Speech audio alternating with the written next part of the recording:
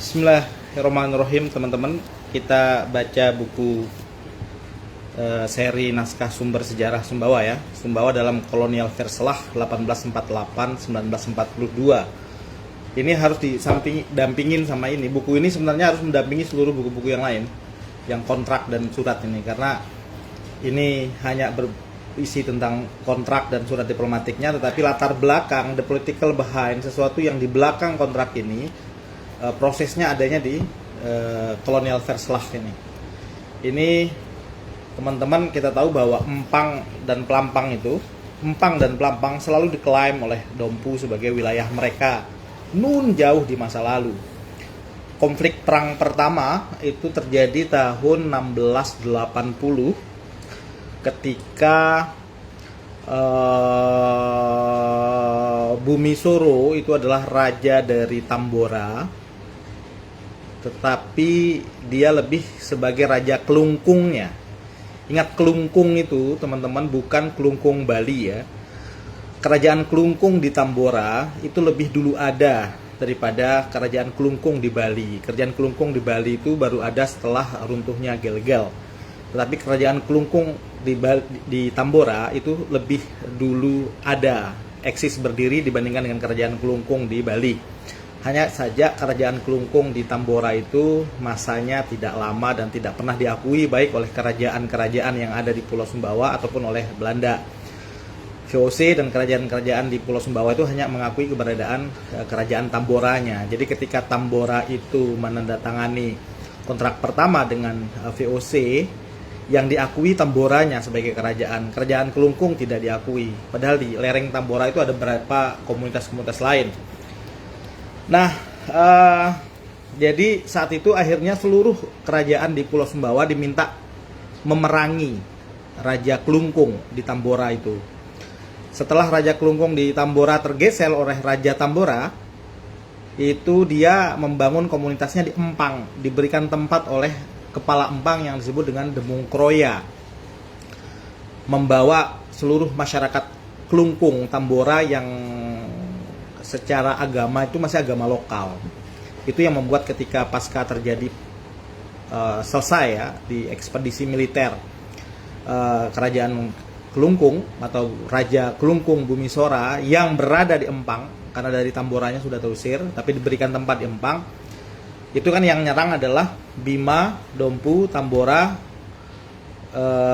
Sanggar. Itu menyerang Raja Kelungkung di Empang. Setelah menang, semua kerajaan yang lain balik. Dompu nggak mau balik meninggalkan Empang tahun 1680 itu, karena bagi Dompu Empang ini adalah wilayah kerajaan Tambora, wilayah kerajaan Dompu sejak dulu. Bahkan Dompu itu mengklaim termasuk Pelampang itu adalah bagian dari kerajaan Dompu nun jauh di Sumbawa sebelum Majaparua dan lain-lain, sebelum Mas Cini. Itu klaim Dompu. Nah, apa saja dasar klaim itu nanti akan saya bacakan di kolonial Verselah. Perang Sumbawa Dompu terkait konflik tapal batas itu berkali-kali terjadi. Awal 1680 ketika Dompu pasca menyerang Empang, yang diserang bukan Empangnya tapi Raja Bumisoro, Raja Kelungkung Tambora ya. Nah, Dompu nggak mau pulang karena bagi mereka Empang adalah wilayah dari kerajaan Dompu. Peranglah dengan Sumbawa menang kembali lagi, tetapi dalam setiap fase sejarah terus terjadi konflik antara Dompu sama Sumbawa terkait merebut wilayah Empang itu. Saya akan bacakan ya teman-teman ya. Akhirnya berakhirlah seluruh konflik antara Sumbawa dengan Dompu itu terkait perebutan wilayah tapal batas tahun 1875 yang kemudian dimuat di dalam kontrak tahun 1876. Nah, kalau mau baca kontrak, bacanya di sini.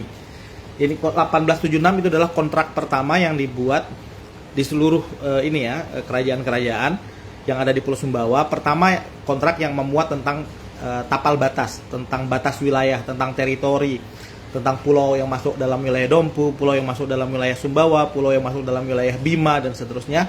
Itu kontrak 1876 yang memuat satu lampiran tentang batas teritori. Nah, proses menuju ke membuat kontrak yang memuat tentang batas teritori itu prosesnya nggak gampang, konflik kayak tanah Aijati itu, perebutan tanah, terutama perebutan sawah. Saya bacakan ya teman-teman yang ini ya. Saya bacakan langsung dari komputer aja. Saya matanya nggak bawa kacamata. Oke.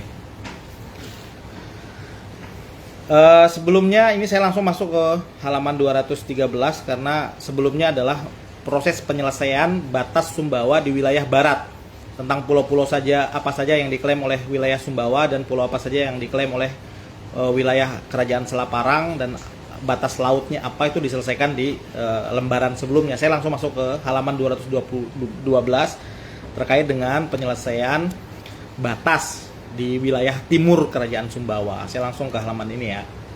Saya bacakan teman-teman. Ini penting bagi orang-orang Empang ini. Orang-orang Empang harusnya tahu ini batas-batas ini nih. Karena ini menghadirkan kedua belah pihak antara Dompu dengan Sumbawa untuk mengakhiri konflik panjang, konflik tampal batas itu. Ini yang melaporkan Likfoot. Likfoot itu adalah Sekda Provinsi Kegubernuran Celebes. Saya bacakan langsung. Pengukuran batas telah dianggap perlu untuk diperbaiki karena demi persiapan penyelesaian kemudian dengan negeri Dompu sangatlah penting, maka penetapan batas tersebut harus dilakukan di tempat sebelum kontrak atau kesepakatan ditetapkan pada tahun itu. Dalam pertemuan yang saya adakan pada 3 November, ini 1875 tahunnya, dengan Sultan dan para pembesar kerajaannya, saya menyampaikan kepada mereka bahwa saya berniat untuk secara langsung melihat wilayah Dompu serta kerajaan tersebut. Saya menduga bahwa ada beberapa kepala daerah yang mungkin akan menghindar sehingga saya perlu meninjau sendiri keadaan di sana. Ini sama-sama berangkat ke lapangan ini untuk menentukan tapal batas ini. Saya juga memberitahu mereka bahwa raja dan para pembesar Dompu harus diberi kesempatan untuk menunjukkan batas wilayah sebagaimana menurut pendapat mereka. Karena jabatan Demung Kroya, kepala wilayah di distrik Ampang, sudah kosong sekitar 1 tahun dan belum diisi, maka Sultan Sumbawa setelah berunding dengan para bangsawan pembesar kerajaan memutuskan bahwa Deang Ngeru yang lahir di sana, berarti Deang Ngerunya lahir di Empang nih, dan telah kurang lebih 10 tahun memangku jabatan itu, jabatan sebagai Deang Ngeru maksudnya, akan ditugaskan untuk menunjukkan batas bersama para kepala wilayah Ampang dan Pelampang. Jadi Sultan Sumbawa mengirimkan Deang Ngeru. Pada pagi hari tanggal 5 November, Deang Ngeru berangkat melalui jalur darat menuju Ampang. Pada saat yang sama, saya meninggalkan perairan Sumbawa dengan perahu bersenjata nomor 3. Sesampainya di Kampung Rengko di Dompu, ini nama-nama kampungnya mungkin ada yang salah karena tulisannya mungkin salah coretan ya. Yang terletak dekat batas wilayah yang saya sesampainya di Kampung Rengko di Dompu, yang terletak dekat batas wilayah, saya memutuskan untuk tidak langsung menuju ke sana. Saya memilih pergi terlebih dahulu ke Mempong atau Mampang yang berada lebih ke utara dalam wilayah yang sama. Karena masih dalam wilayah Dompu ini Mampang nih. Karena dari tempat itu terdapat jalan yang lebih baik menuju Dompu dan juga lebih sesuai untuk menjemput para utusan Dompu yang ditugaskan menunjukkan batas. Pada tanggal 8 November, saya tiba di sana dan segera mengutus seorang penduduk setempat bernama Puce Maugong ke Dompu untuk menyampaikan sepucuk surat kepada raja. Dalam surat itu saya meminta beliau mengirim beberapa pembesar kerajaan yang memahami batas wilayah untuk menemui saya. Bersama surat tersebut saya sertakan pula sebuah surat lain yang ditunjukkan kepada kontrolur di Bima.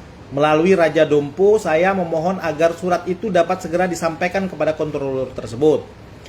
Dalam surat itu, saya menyarankan kepada kontrolur agar tidak terlalu mencampuri urusan penetapan batas ini. Saran itu saya berikan agar kedudukan kontrolur tidak tampak berkurang wibawanya di mata penduduk, karena hal yang sangat penting seperti ini terjadi terlalu dekat dengan tempat kedudukannya menjabat tanpa perlu keterlibatan langsung dari beliau. Untuk meneliti keadaan tersebut, pada tanggal 9 November, Ence Maugong kembali dengan kabar bahwa Raja Dompu karena suatu alasan tidak dapat datang. Namun beliau mengabarkan bahwa pada hari berikutnya, beberapa pembesar kerajaan akan tiba di Pelampang untuk mengantar saya menuju batas wilayah. Benar bahwa pada hari berikutnya, 4 pembesar Dompu tiba di Hemjaong. Ini coba dikoreksi nama-nama tempat ya. Mereka adalah 1 Jeneli Dompu, 2 Jeneli Deya, 3 Mumi Lumadea, 4 Dena Lumahea. Karena tanggal 11 November telah lewat tanpa saya menerima berita apapun dari kontrolur, saya memutuskan untuk tiba lebih lama tinggal di Mempong. Hal ini karena sebelumnya saya telah mengalami betapa sering kepala daerah Dompu terlambat dan saya tidak ingin perjalanan saya lebih lanjut kembali menemui penundaan seperti itu. Controller pun menurut dugaan saya masih memiliki kesempatan untuk menyusul sebelum pemeriksaan dilakukan di Here. Pada pagi hari 12 November, saya pun berangkat dengan perahu bersenjata menuju Noranghu, tempat Dea Agaral Kiak berada. Para utusan Dompu baru dapat menemui saya pada pagi berikutnya. Tempat itu terletak di bagian paling luar aliran sungai yang memiliki nama sama, di mana juga terdapat kampung Nampong Alata, Sumbawa. Namun, Kuangku berada tidak jauh dari muara sungai, sedangkan Alata justru berada di bagian hulu. Menurut keterangan orang Sumbawa, batas wilayah antara Lungkawa dan Dompu dibentuk oleh aliran sungai Kuangku, mulai dari tempat sungai itu bermuara hingga sebuah lokasi yang berada kira-kira di tengah perjalanan antara Kuangku dan Alata. Tempat itu disebut Ai Kof atau dalam bahasa Melayu disebut Ai Lampak, di mana pada jarak sekitar 1 tombak dari tepi sungai, di sisi kanan atau sisi timur sungai terdapat beberapa pohon yang dikelilingi tumpukan batu.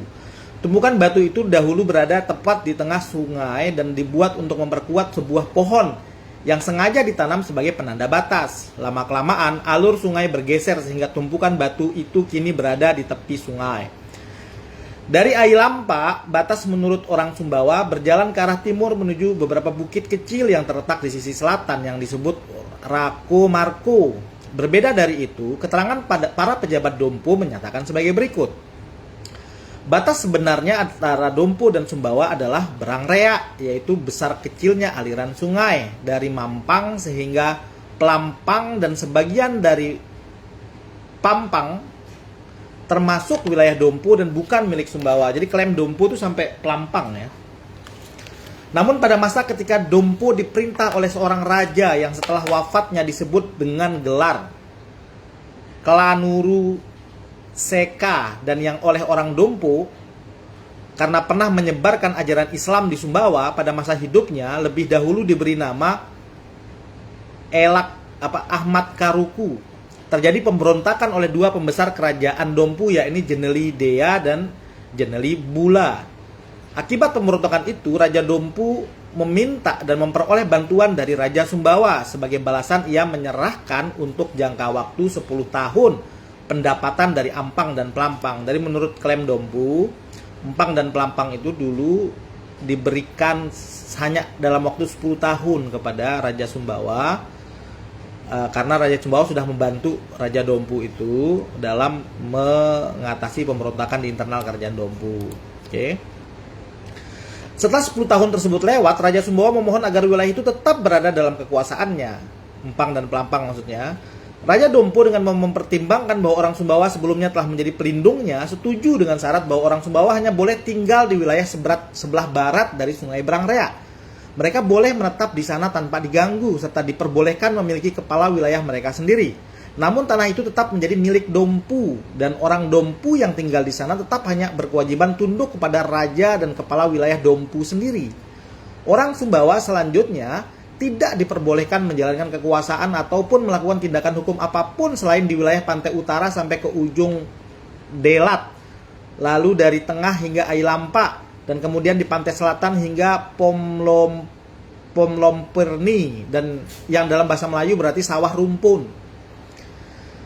Sesuai dengan perjanjian itu, orang Sumbawa menempatkan dua kepala penting di wilayah Ampang, yaitu Demung Kroya dan Nijalea Katir Dea Molan.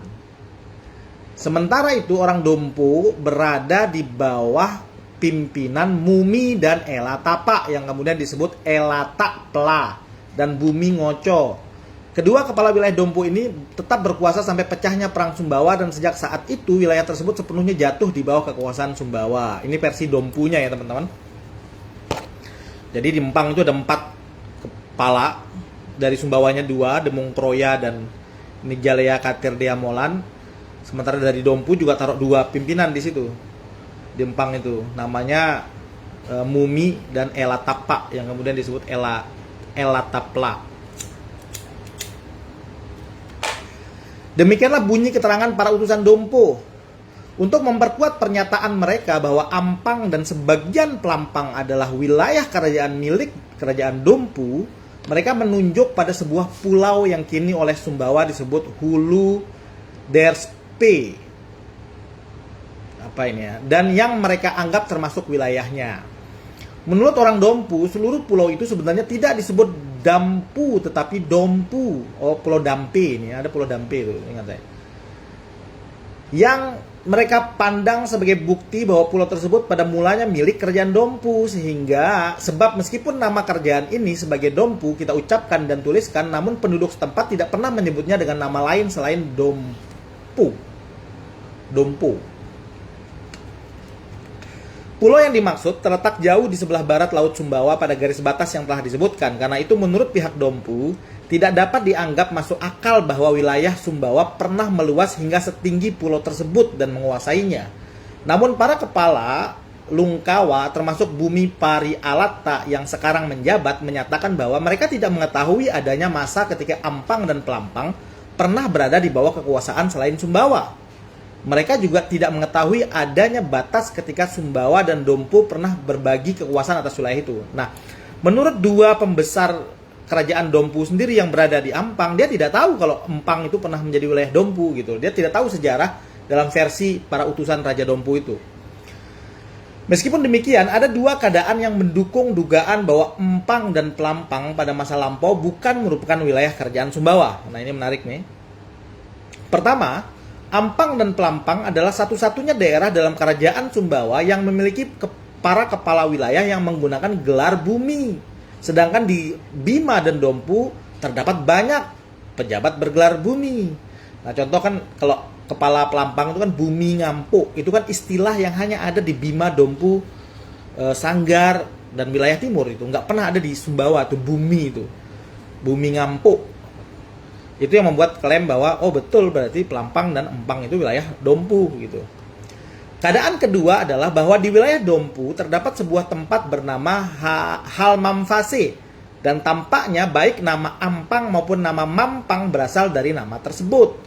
Apabila benar bahwa Empang dan Pelampang pernah sampai tahun 1815 masih berada di bawah kekuasaan bersama antara Sumbawa dan Dompu, maka dalam berbagai memori penyerahan jabatan serta surat-surat para presiden dan pejabat yang saling menggantikan sejak sekitar tahun 1716 di Bima, pasti akan ditemukan keterangan mengenai hal itu. Namun kenyataannya tidak ada satupun surat, menyurat, dan dokumen yang menyebutkan bahwa wilayah Ampang dan Pelampang pernah menjadi bagian dari kerajaan Dompu. Ini menunjukkan bahwa kekuasaan bersama itu jika pernah ada tentu sudah berakhir jauh sebelum penetapan residen pertama VOC berada di Bima. Jadi kalaupun benar bahwa Empang dan Pelampang dulu adalah wilayah bersama antara Sumbawa dan Dompu, itu berarti sebelum adanya orang Belanda gitu. Karena di dalam seluruh dokumen-dokumen kertas Belanda itu tidak pernah ada catatan itu gitu. Karena itu saya menganggap tuduhan pihak Dompu atas Empang dan Pelampang sebagai sesuatu yang sudah tidak berlaku lagi. Saya menyimpulkan bahwa garis yang melintas di Empang bukanlah batas wilayah seperti yang ingin dikemukakan oleh kerajaan Dompu. Garis itu hanyalah penanda sampai sejauh mana orang Sumbawa diperbolehkan mengejar pelaku kejahatan dan bukan batas pemisah antara kerajaan Sumbawa dan kerajaan Dompu. Hal yang perlu diselidiki selanjutnya hanyalah apakah garis tersebut berjalan ke arah utara mengikuti sungai Kuangpo hingga muaranya atau berjalan lurus menuju Dejongdelit atau apalah, dan kemudian lurus ke Watu Mardo atau ke Kolompuri. Karena di sekitar Kuangko sedang terjadi musim kemarau panjang sehingga tidak ada rumput yang dapat ditemukan. Penduduk biasanya mengembalakan kuda mereka ke Rempong atau Bang, ke tempat yang menyediakan lebih banyak rumput. Karena itu saya baru pada tanggal 14 November dapat berangkat ke tempat tersebut dengan menggunakan kuda yang harus didatangkan oleh Dea Ngeru dan dari Alatta. Baik Dea Ngeru maupun para utusan Dompu menuntun saya dalam perjalanan. Ini damai-damai aja mereka selesaikan ini ya, menarik langsung studi lapangan.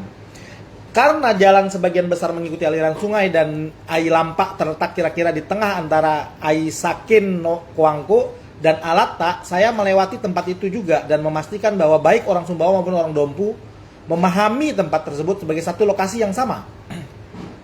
Pada hari yang sama ketika saya berangkat dari Kuangko, saya tiba di Alatta. Keesokan harinya, yaitu 15 November, saya menuju ke Batu Marbo. Jalan menuju ke sana terlebih dahulu mengarah ke tenggara menuju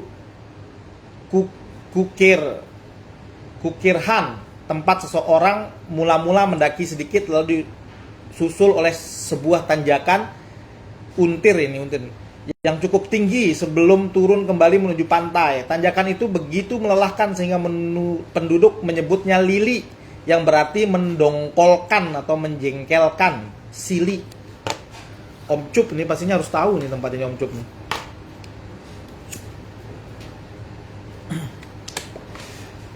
Setelah itu, jalan terus bergantian melalui hutan kecil dan sepanjang pantai hingga mencapai daerah Holompuri. Dari sana, jalan berbelok ke arah utara melewati hutan itu menuju Solompuri. Teman-teman baca buku ini saya sedang baca buku ini nih. Sebuah padang rumput yang cukup luas terletak di kaki pegunungan Sijilo, tempat yang sebelum letusan Gunung Tambora dahulu merupakan sawah-sawah milik warga. Menurut para utusan Dompu, sawah-sawah itu dahulu dikerjakan oleh penduduk Dompu. Menurut orang Sumbawa, sawah-sawah itu dikerjakan oleh penduduk Kampung Lili dan beberapa kampung lain yang sekarang sudah lama ditinggalkan. Nah, ini mulai konflik lagi ya. Dari dataran Solompuri, jalan menuju Batu Marbo terus mengarah ke timur hingga seseorang setelah meninggalkan hutan tiba di sebuah teluk yang besar dan lebar. Teluk ini bukanlah yang terhubung langsung ke laut lepas seperti terlihat pada peta, melainkan teluk yang menjadi muara dari Sungai Jempi.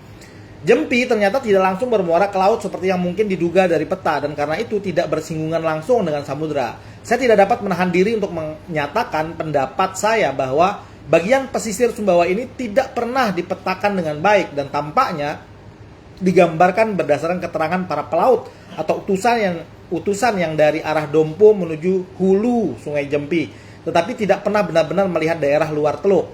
Dari titik di mana seseorang tiba di teluk itu, jalan ke Batu Marbo sebagian besar mengikuti garis pantai tetapi terus bergerak ke arah utara. Dengan nama Batu Marbo dimaksudkan beberapa pondok rendah di ujung sebuah tanjakan. Orang Sumbawa menyebutnya Batune. Orang Dompu menyebut tempat itu Wadaedake, yang maknanya sama, yaitu batu menonjol. Menurut perkiraan saya, Watu Marbo berada kira-kira 1 pal dari hutan dan dataran Solompori. Sementara itu, pegunungan Sijilo yang terletak di sebelah utara Solompori, bila diukur melintasi hutan dan dataran tersebut berjarak sekitar 3 pal dari tanjakan itu. Ini teman-teman menarik nanti penyelesaiannya ini. Karena ini mengakhiri perang Dompu sama Sumbawa terkait perebutan wilayah. Dengan demikian, luas wilayah yang diperselisihkan tersebut kira-kira mencakup 1 pal saja.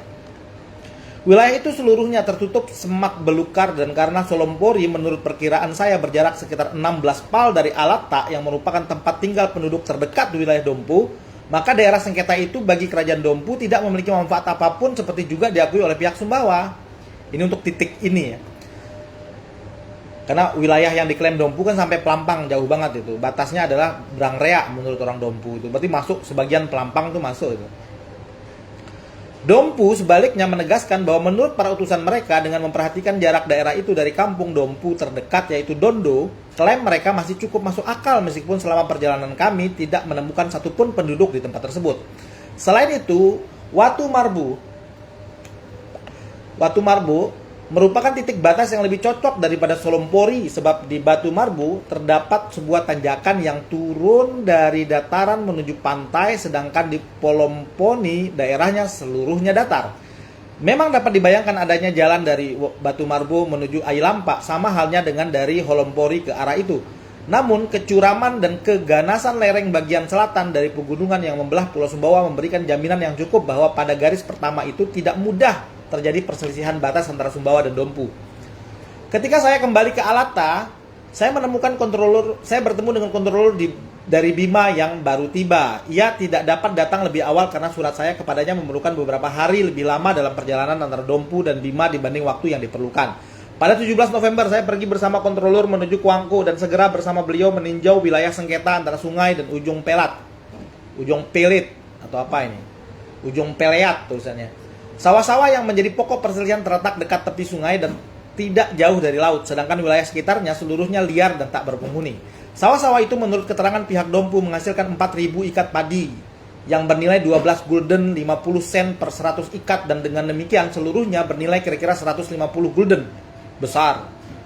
Menurut penuturan mereka, sawah-sawah itu sejak dahulu dikerjakan oleh penduduk Kuangko sampai akhirnya tempat itu hampir seluruhnya ditinggalkan akibat letusan Tambora. Setelah itu sawah-sawah tersebut tidak digarap hingga sekitar 25 tahun yang lalu, ketika Kuangko berangsur-angsur kembali dihuni dan penduduk yang menetap di sana mulai mengerjakan kembali sawah-sawah tersebut.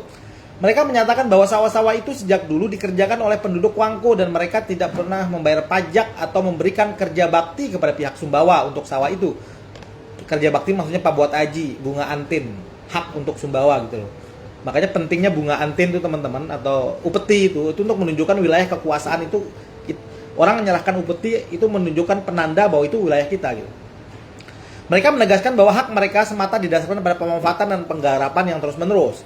Keadaan ini menurut mereka dapat dijelaskan oleh hubungan baik yang sejak lama terjalin antara Empang dan Kuangko, serta oleh kenyataan bahwa Empang sendiri kekurangan tenaga untuk mengerjakan kembali semua sawah yang sebelumnya telah ditinggalkan.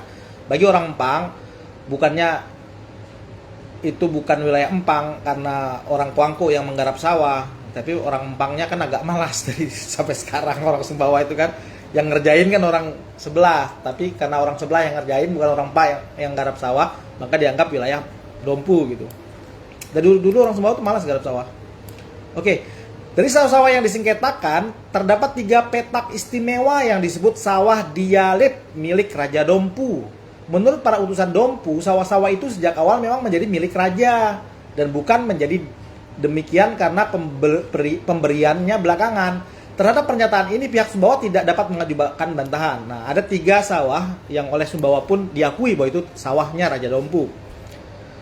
Oke. Keadaan ini menjadi salah satu alasan yang memperkuat klaim pihak Dompu bahwa sawah-sawah tersebut juga sebelum letusan Tambora telah dikerjakan oleh orang Dompu.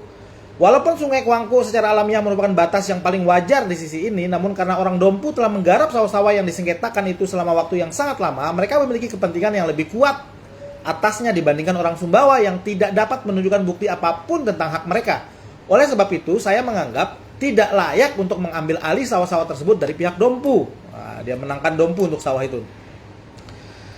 Itu gara-gara orang Empang malas garap sawah ini. Makanya penguasaan dalam urusan tanah itu, penguasaan fisik itu penting itu. Sebaliknya tidak akan adil bila seluruh tanah yang dipersentakan diserahkan kepada Dompu. Ini menarik ya, saya ulangin. Oleh sebab itu saya menganggap tidak layak untuk mengambil alih sawah-sawah tersebut dari pihak Dompu untuk diberikan ke Sumbawa. Sebaliknya tidak akan adil bila seluruh tanah yang disengketakan itu diserahkan kepada Dompu sampai ke Pelampang itu. Karena orang Empang manusianya dan Pelampang manusianya betul-betul merasa sebagai etnis Sumbawa, bukan etnis Dompu. Dia berbahasa Sumbawa, bukan bahasa Bojo. Karena itu saya memandang perlu agar batas antara Sumbawa dan Dompu ditetapkan sebagai berikut. Nah, inilah keputusannya. Di ujung Delat, di pantai utara ditarik garis lurus menuju suatu titik di Sungai Kuangko yang disebut Ni atau air lampa. Dan dari sana ditarik garis lurus menuju Watu Parbo di pantai selatan. Ketika saya pada tanggal 20 November tiba di ibu kota Sumbawa, saya pada malam hari melakukan kunjungan pribadi kepada Sultan Amrullah untuk membujuk beliau agar meninggalkan anggapannya mengenai hak atas tanah yang terletak antara muara Sungai Kuangko dan Campa di ujung Delat. Sultan bersikeras, namun pada akhirnya bersedia menerima pendapat saya tersebut. Tidak tanpa kesulitan saya berhasil meyakinkan beliau. Setelah itu saya mencapai kesepakatan dengan Sultan bahwa untuk pembuatan daftar resmi mengenai pesisir dan pulau-pulau yang bersama-sama membentuk wilayah Sumbawa, dan di dalam daftar itu batas dengan Dompu akan dicantumkan sesuai dengan ketentuan yang telah saya jelaskan sebelumnya. Saya akan memberikan kunjungan resmi pada tanggal 22 November. Segala sesuatunya benar-benar dilaksanakan pada hari yang telah ditentukan dan tidak ada keberatan baru yang dikemukakan. Dengan ini saya mempunyai kehormatan menyampaikan kepada Yang Mulia 3 salinan daftar tersebut yang sudah ditandatangani dan dicap oleh Sultan beserta sebuah peta sederhana mengenai batas antara Sumbawa dan Dompu. Yang Mulia akan melihat bahwa pada dokumen pertama tidak tercantum tanggal dan bahwa saya tidak menyertakan tanda tangan para pembesar kerajaan. Kedua, hal itu dilakukan dengan pertimbangan. Daftar tersebut harus dianggap disusun sebelum atau bersamaan dengan perjanjian sebagaimana tampak dari kata-kata dalam pasal 2 perjanjian itu yang berbunyi dijelaskan dalam daftar yang dilampirkan pada kontrak ini. Jika saya mencantumkan tanggal pada daftar tersebut, tanggal yang seharusnya dipakai adalah 27 Februari 1875. Namun dengan begitu, saya harus memberikan penjelasan kepada Sultan tentang alasan penanggalan itu. Selain itu, daftar tersebut tidak dimaksudkan untuk berdiri sendiri sebagai suatu akta, tetapi hanya sebagai lampiran pada kontrak sehingga mencantumkan tanggal tidak mutlak diperlukan. Mengenai tidak adanya tanda tangan para pembesar kerajaan, hal itu terjadi karena para pembesar yang bersama Sultan menandatangani kontrak, menurut kebiasaan di Sumbawa, menempati derajat yang lebih tinggi. Bila saya mengikut sertakan beberapa pembesar lain untuk turut menandatangani daftar itu, sudah seharusnya saya mengundang para pembesar yang lebih utama di kerajaan Sumbawa. Hal itu akan mengakibatkan adanya tanda tangan yang berbeda dengan yang terdapat pada kontrak. Dan menurut saya, keadaan itu tidak diinginkan. Selain itu, daftar tersebut sudah disahkan dengan cap sultan yang menurut saya sudah cukup legal. Dengan ini saya memohon izin kepada Yang Mulia untuk mempertimbangkan agar penetapan batas yang telah saya buat dan disetujui oleh Sultan Sumbawa dapat disahkan. Satu salinan dari daftar yang telah disebutkan mohon disampaikan kepada pemerintah, sedangkan 2 salinan lainnya mohon disimpan masing-masing untuk arsip di sini dan untuk Sultan Sumbawa sebagai salinannya sendiri. Salinan kontrak tersebut kemudian diberikan kepada Raja Dompu dengan pemberitahuan tertulis bahwa atas wilayah antara kerajaannya dan Sumbawa telah ditetapkan sebagai berikut. Dari ujung Delat di pantai utara, batas ditarik dalam garis lurus menuju air Lampa. Dan dari sana ditarik lagi garis lurus sehingga mencapai Batu Warbu di pantai selatan Sumbawa. Untuk keperluan pemerintahan dalam negeri, sekretaris diberi tugas untuk melakukan penyampaian resmi kepada Bima dan Sumbawa. Tertanda Lickfoot sebagai salinan yang benar, sekretaris. Dan seterusnya, oke. Disampaikan pada tanggal 20 bulan yang lalu kepada Dewan Perwakilan Umum untuk diberitahukan kepada pemerintah Inggris bahwa dalam surat 24 Februari 1876 nomor 191 Gubernur telah menerima berbagai pendapat mengenai keadaan dan perkembangan ekonomi serta administrasi di Sumbawa. Disampaikan sebagai bahan pertimbangan agar dapat diambil keputusan yang tepat. Sebab laporan tersebut memberikan gambaran setia mengenai keadaan sebenarnya di mana penduduk berada dan seterusnya. Ini panjang, masih panjang teman-teman. Nah, kalau anunya di sini, kalau bunyi kontrak hasil dari kunjungan lapangan, apa istilah di pengadilan itu ya, yang kayak kasus di Aijati itu, bahaya itu kalau nggak jadi ada pasca putusan pengadilan, apa istilahnya lupa saya. Oke, ini tangani langsung Sultan Amrullah mengingat, nah ini pasal 1 sebagaimana para pendahulu mereka, Sultan Amrullah dan para pembesar kerajaan Sumbawa menyatakan bahwa negeri ini merupakan dan seterusnya. Jadi kontrak tahun 1876 inilah yang pertama kali memuat tentang batas wilayah teritorial kerajaan-kerajaan di seluruh Pulau Sumbawa. Nah, Sumbawa sama Dompu dari dulu perang, termasuk gara-gara hanya kerbaunya di tahun berapa itu yang perang menarik itu.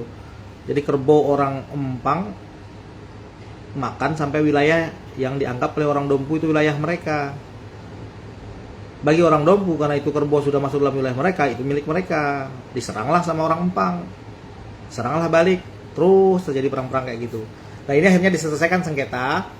Jadi Dompu dikalahkan klaimnya bahwa wilayah kerajaan Dompu sampai sebagian Pelampang batasnya adalah Berang Rea. Saya nggak tahu Berang Rea di wilayah Empang itu daerah mana ya. Dari dulu sering sekali itu disebut wilayah Berang Rea itu di wilayah Empang Pelampang itu. Awalnya Dompu mengklaim bahwa seluruh wilayah kerajaan Dompu adalah sampai masuk ya Mata, Empang, kalau sekarang Taranu, sampai Empang sampai sebagian Pelampang batasnya adalah Berang Rea menurut Dompu. Nah, itu dikalahkan.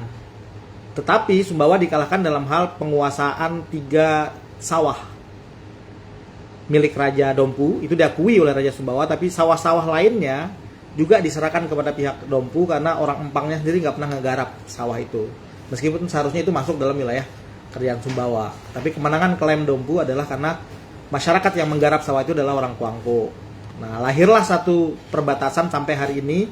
Meskipun di era modern pernah terjadi konflik lagi tentang tapal batas, tapi sudah diselesaikan oleh Mendagri. Begitu ya teman-teman tentang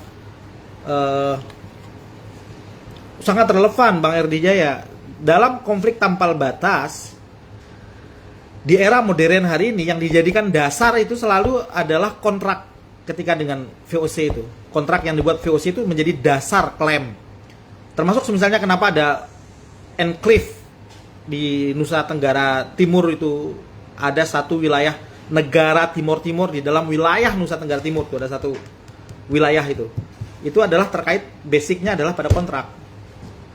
Itu sangat relevan. Termasuk tentang kenapa Satonda masuk wilayah Dompu misal, itu karena basisnya ada pada kontrak. Makanya kalau mau ada konflik tapal batas, Mendagri pun hari ini pasti membaca kontrak. Nah inilah kontrak-kontrak kita tentang termasuk batas wilayah mulai dari kontrak 1876. Tapi kontrak kita dari 1674 ya. Terakhir 1938. Nah, ada kontrak 1676 di sini tentang tapal batas. Nah, peristiwa sebelum kontrak dibikin adanya di sini yang saya baca tadi. Kolonial Veslah 1848 sampai 1942.